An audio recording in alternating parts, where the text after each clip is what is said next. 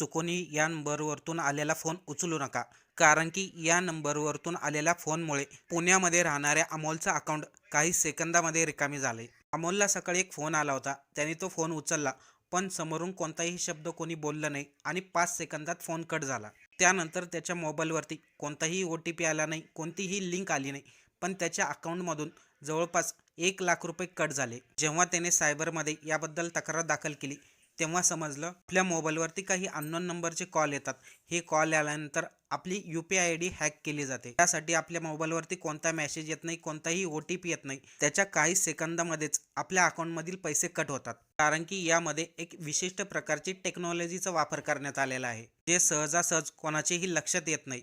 त्यामुळे या नंबरवरतून आलेले फोन कधीही उचलू नका. फोन नंबरची सिरीज चालू होती +49 +50 किंवा +44. या व्यतिरिक्त 3 अंकी नंबर असतात. या प्रकारचे कोणतेही कॉल आपल्या मोबाईलवरती आले तर उचलू नका. पाहिजे तर त्या नंबरला पुन्हा कॉल करा, कारण की ते नंबर लागतच नाही. पण जर की आपण एकदा ते कॉल उचलले, आपल्या अकाउंटमधून पैसे कट होतील.